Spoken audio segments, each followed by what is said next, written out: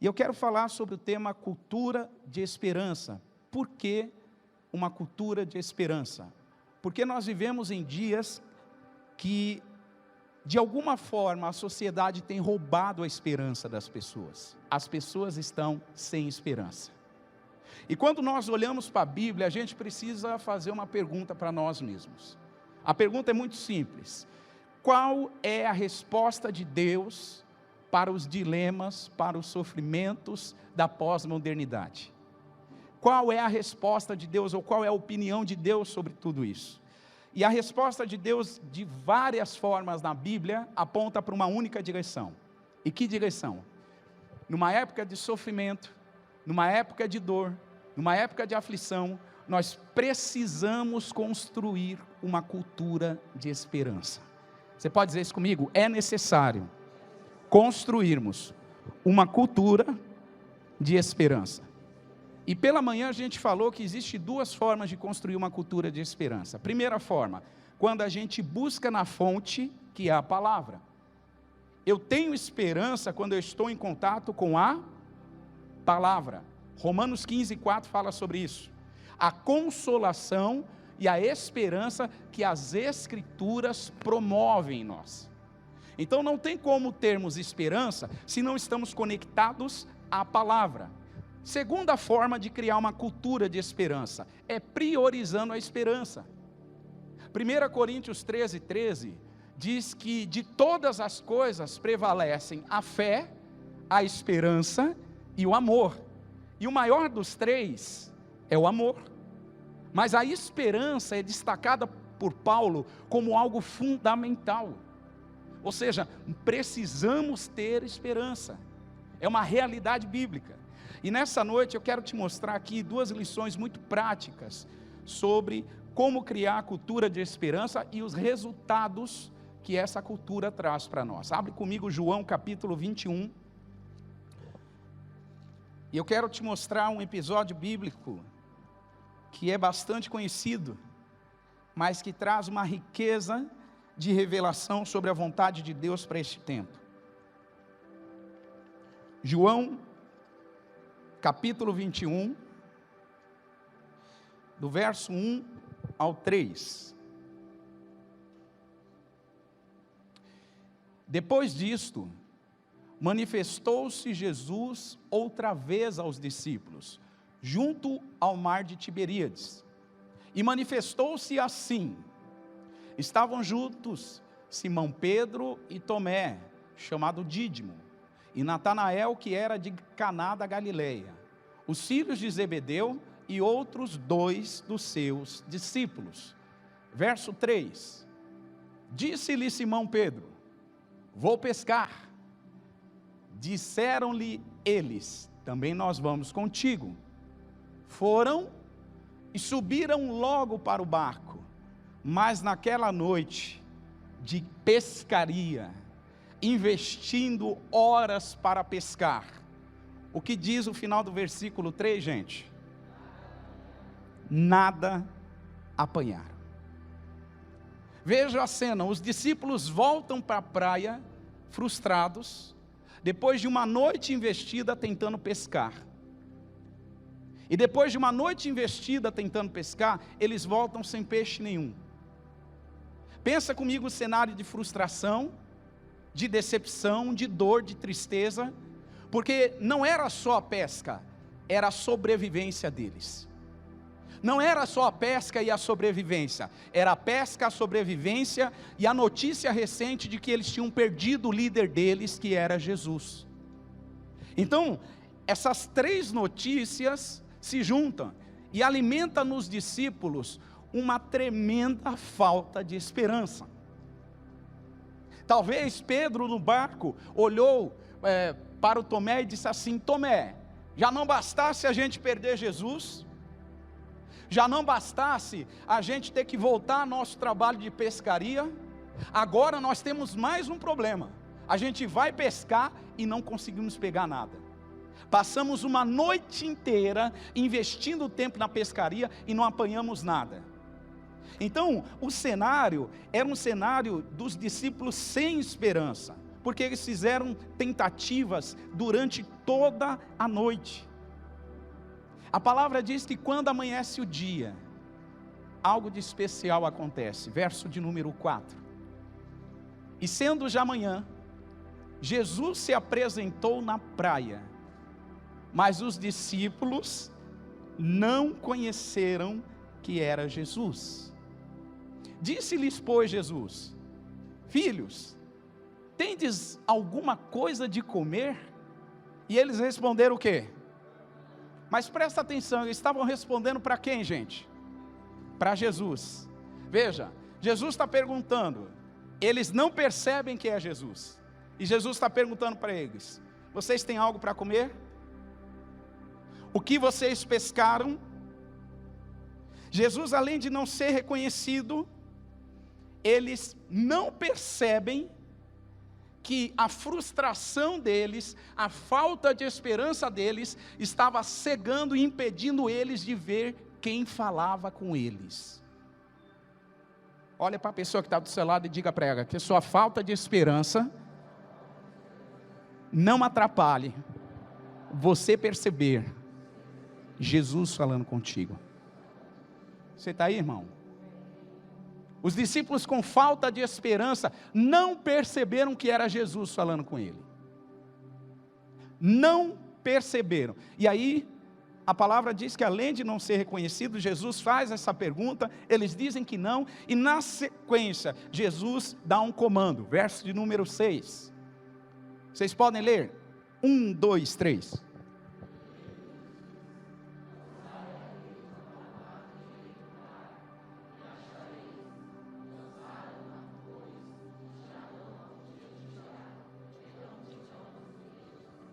Jesus primeiro faz uma pergunta, e depois Jesus dá uma direção, um comando. Só que Jesus estava dando esse comando para quem, igreja?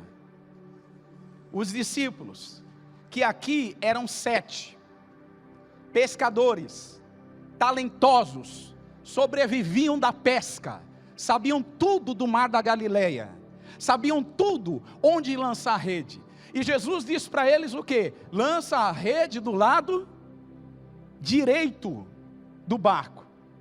Eu te pergunto, discípulos experientes que passaram a noite investindo, tentando pescar, será que eles já não tinham lançado a rede do lado direito? Eles tinham lançado do direito, do esquerdo, para frente, para trás. Eles tinham lançado até para cima para ver se cai peixe do céu. Eles já tinham tentado lançar do lado direito. Só que agora, quem está dando a ordem é a esperança viva, chamada Jesus. Quem está dando a ordem não é uma pessoa ou uma experiência profissional de um pescador, não é o talento, não é a habilidade, não. Quem está dando a ordem é a esperança viva chamada Jesus.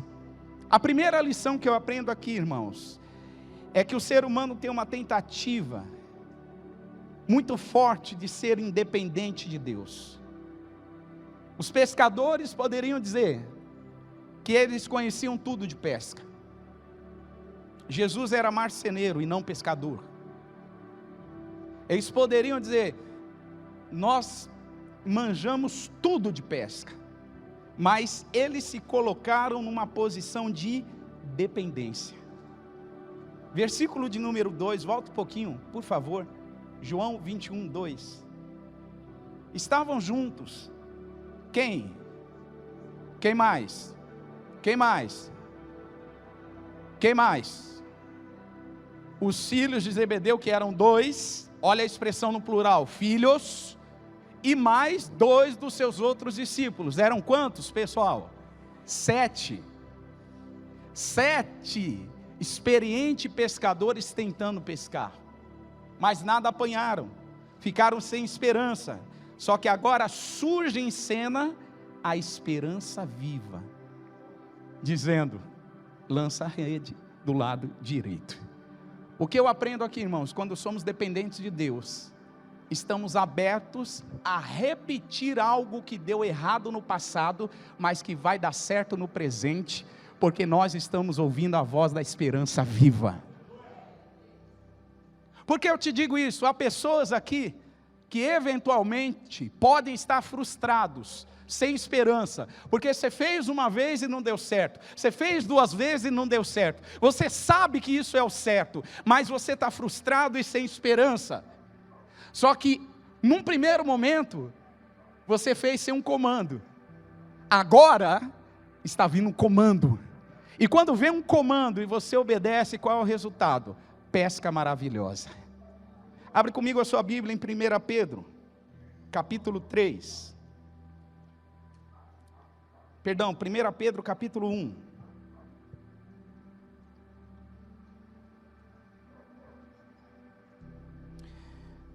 Primeira Pedro, capítulo 1, e verso 3. Bendito seja o Deus e Pai de nosso Senhor Jesus Cristo, que segundo a sua grande misericórdia, fez o que conosco?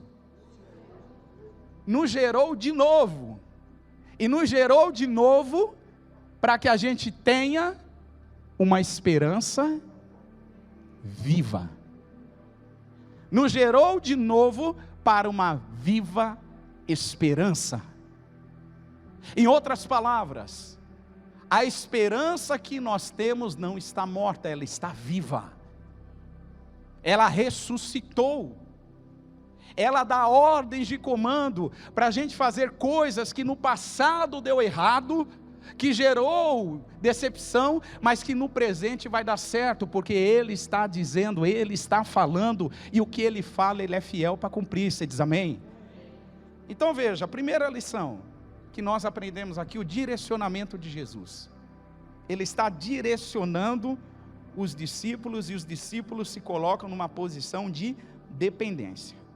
Segunda lição que nós aprendemos, quando a gente ouve o comando de Jesus, quando a gente ouve a voz de Jesus, nós fazemos o que Ele está mandando, e isso produz provisão, isso produz de uma forma sobrenatural os recursos de Deus para as nossas vidas. Olha o que diz João capítulo 21 e verso 7. João 21, 7. Então, aquele discípulo a quem Jesus amava, disse a Pedro, o que ele disse para o Pedro, gente?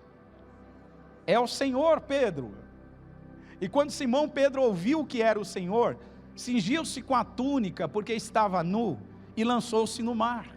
8. E os outros discípulos foram com o barco, porque não estavam distantes da terra, senão quase 200 côvados, ou seja, mais ou menos 100 metros. Levando a rede, que estava o que, irmãos? Cheia de peixes. Provisão. Versículo 9, você pode ler? 1, 2, 3.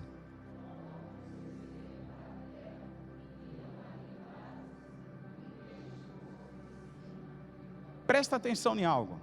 Eles trazem a rede cheia de peixes, porque obedeceram um comando de Jesus. Quando eles descem na terra, Jesus está na praia, com uma fogueira acesa, e nessa fogueira tinha peixe e tinha... A pergunta é muito simples, não eram eles que iam trazer o peixe para ser assado? Sim ou não? E por que o peixe já estava assado?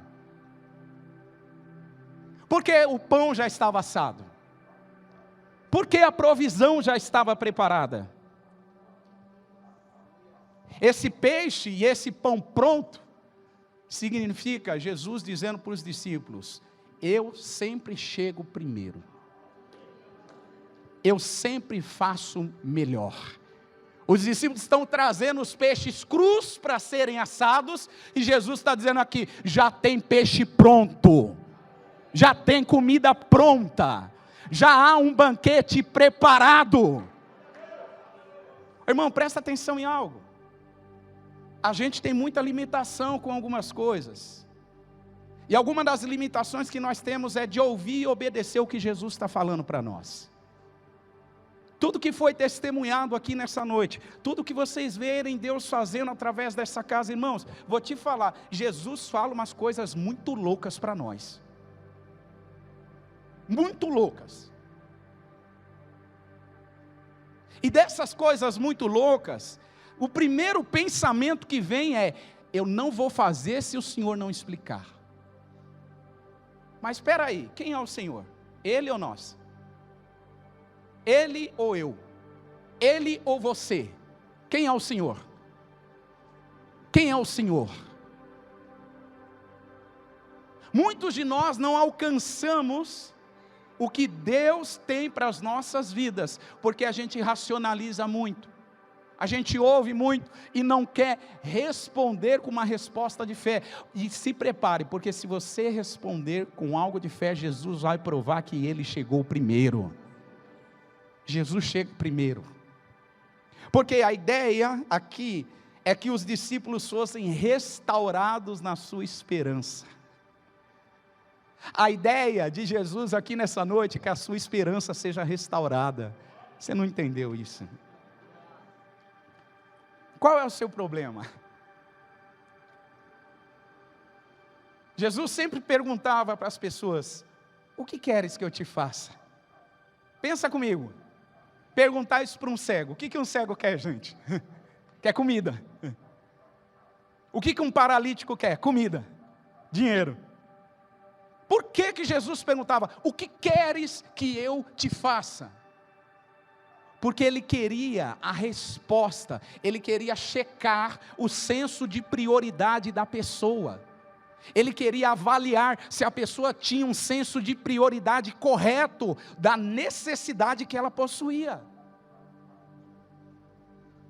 Por isso eu te afirmo, o que nós precisamos, presta muita atenção nisso, não é dinheiro na nossa conta. O que nós precisamos não é uma cura de uma enfermidade. O que nós precisamos não é uma porta de emprego. O que nós precisamos é a presença de Jesus chegando primeiro em nossas vidas. Quando Ele chega primeiro, as demais coisas chegam junto. Abre comigo Deuteronômio 28. Deuteronômio capítulo de número 28. Louvado seja o teu nome, Senhor. A ti seja a glória. E verso 1 e 2. Deuteronômio 28, 1 e 2. E será que se ouvires a voz do Senhor teu Deus, tendo cuidado de guardar todos os seus mandamentos que hoje te ordeno, o Senhor teu Deus fará o que, irmão? Te exaltará sobre todas as nações da terra. 2. Você pode ler? 1, 2, 3.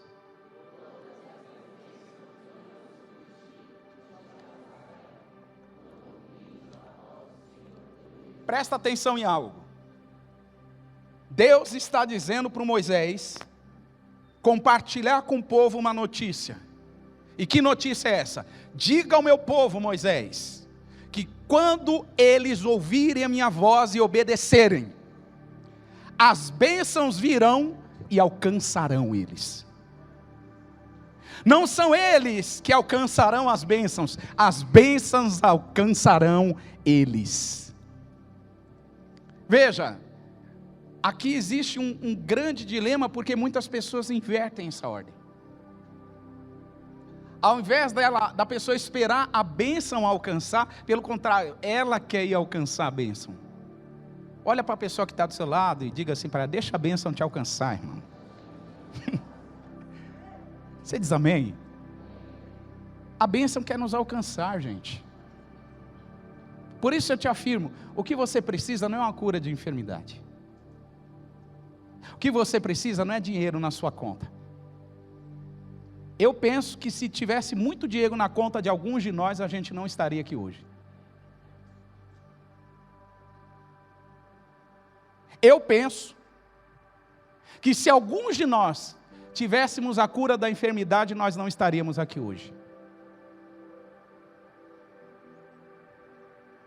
Eu penso que alguns de nós, se tivéssemos um emprego para ganhar 3, 4, 5, 6 salários mínimos, a gente estaria dedicando a nossa vida para esse emprego.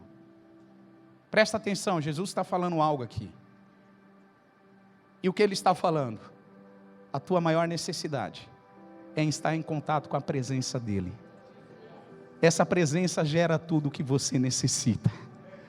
Essa presença traz direção, essa presença traz provisão, essa presença traz proteção, essa presença traz saúde, essa presença traz recursos, essa presença traz tudo o que nós precisamos. Se prepare, porque neste tempo o Senhor está levantando e está despertando em nós uma mentalidade diferente, uma abertura diferente, para construirmos uma cultura que espera naquilo que nós não vemos, porque isso é fé. Fé é o firme fundamento das coisas que não vemos, mas das coisas, prova das coisas que não vemos, e a certeza das coisas que nós esperamos. O que isso quer dizer para nós? Algo muito simples, muito simples. Espere em Deus, confie em Deus, se conecte em Deus, tenha a sua esperança restaurada em Deus. Abre comigo 1 Coríntios, capítulo 15. Diga comigo, a esperança precisa ser um fundamento na minha vida. Olha o que diz 1 Coríntios 15, verso 14. E se Cristo não ressuscitou, logo é vã a nossa pregação, e também é vã a vossa fé. E assim somos também considerados como falsas testemunhas de Deus, pois testificamos de Deus, que ressuscitou a Cristo, ao qual, porém, não ressuscitou, se na verdade os mortos não ressuscitam.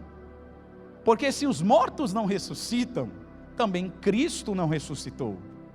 E se Cristo não ressuscitou, a nossa fé é vã. E ainda permaneceis no que, gente? Nos vossos pecados. 18. E também os que dormiram em Cristo estão perdidos. 19.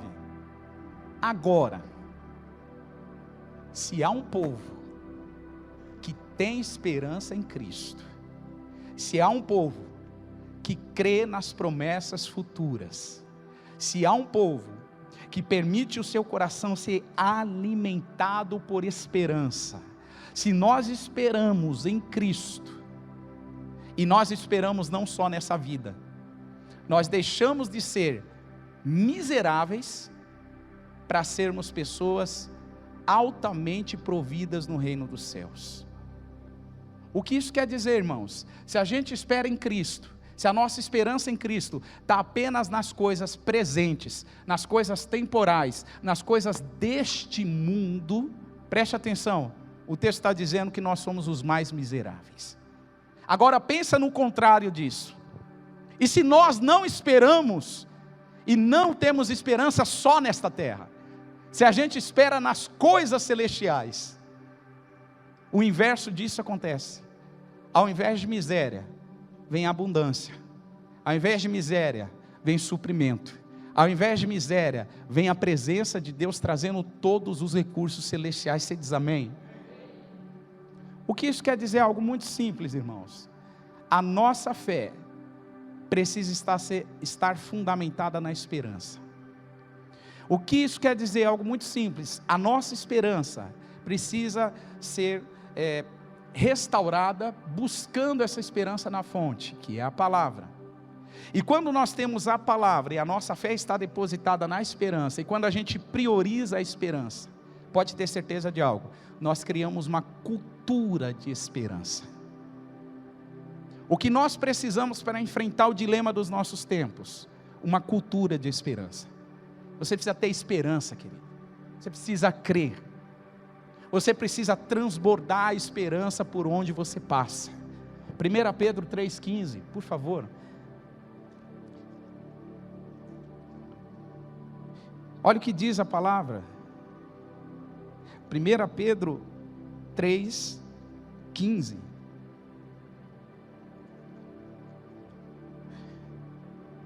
Antes, santificai ao Senhor Deus em vossos corações, e estai sempre o que, gente? Preparados para responder com mansidão e temor a qualquer que vos pedir o que? Ouça isso, as pessoas vão perguntar, qual é o motivo da sua esperança? Qual é a razão da sua esperança? Por que você crê? Por que você acredita?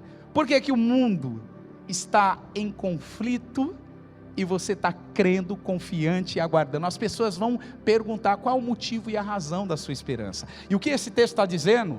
Nós temos que estar prontos para responder.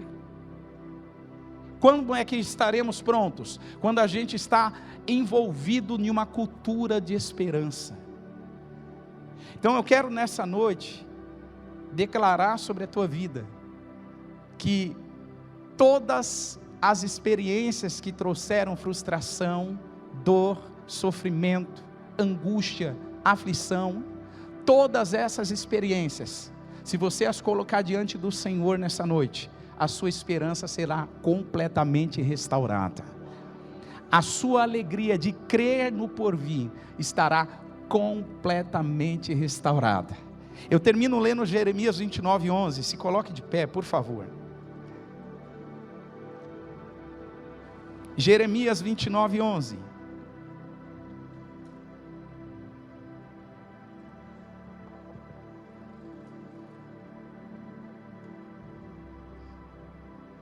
Vamos ler o 10 também. Porque assim diz o Senhor: certamente que, passados 70 anos em Babilônia, vos visitarei, e cumprirei sobre vós a minha boa palavra, tornando a trazer-vos a este lugar.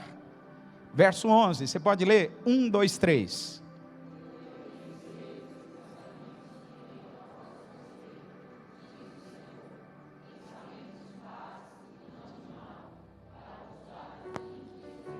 Preste atenção nisso.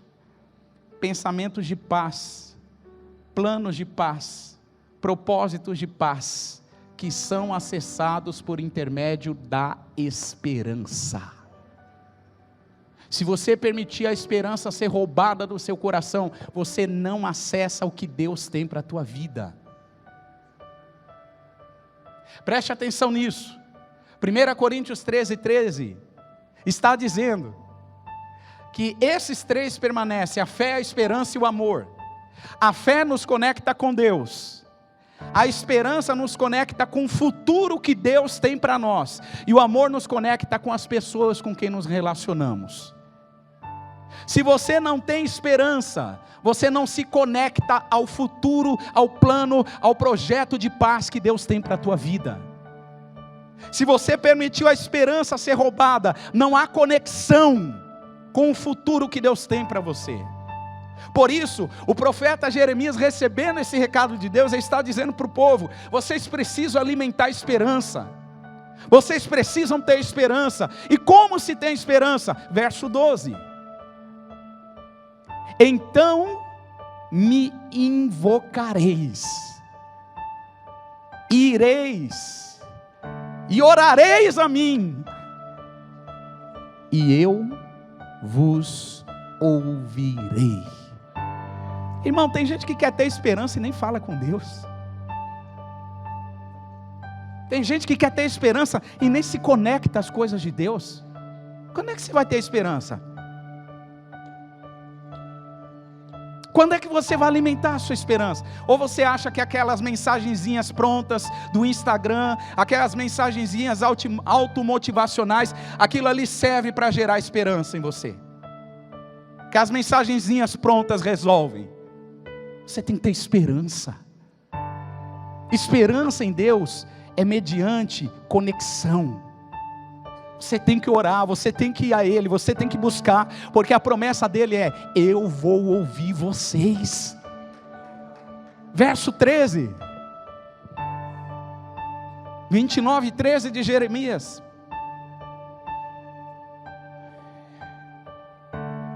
E buscar-me-eis, diz o Senhor, e me achareis, diz o Senhor, quando me buscardes com todo o vosso coração.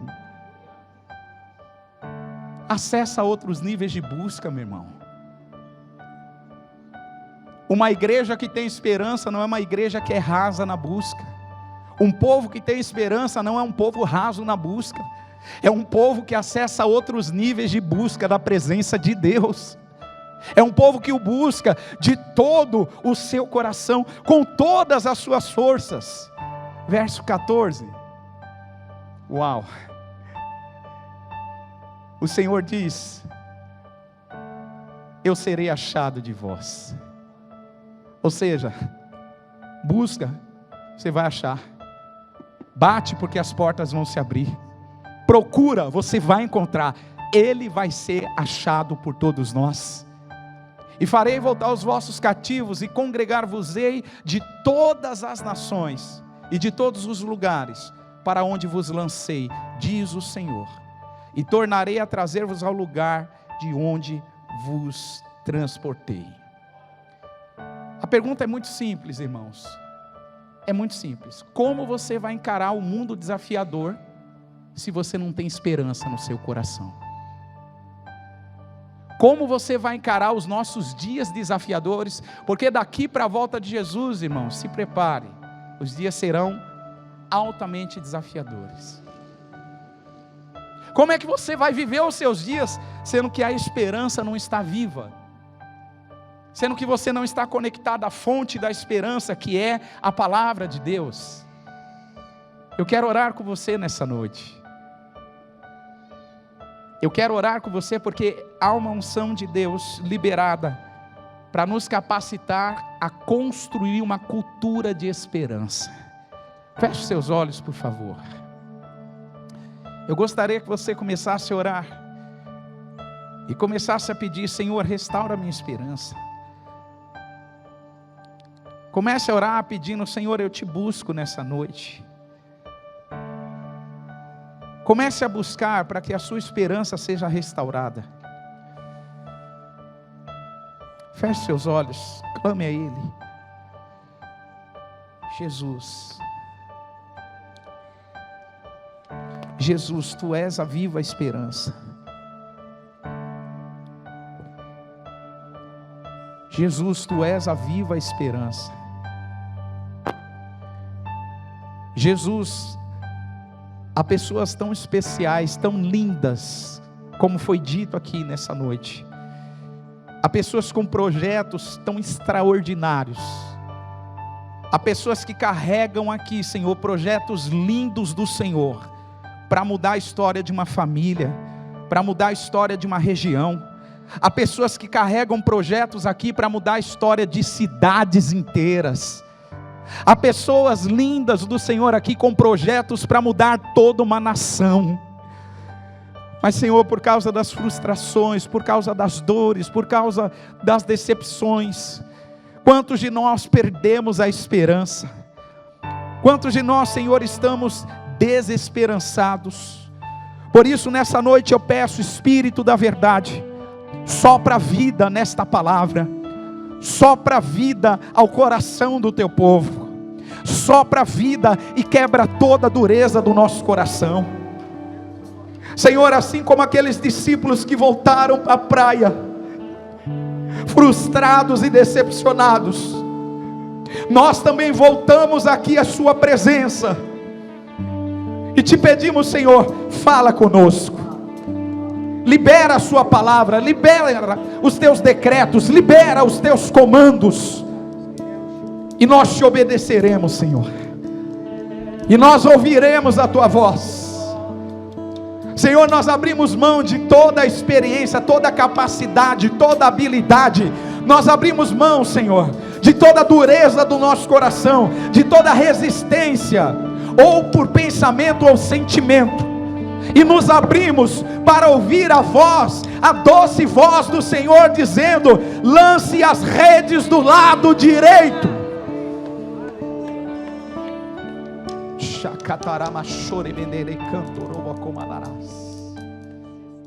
Uau.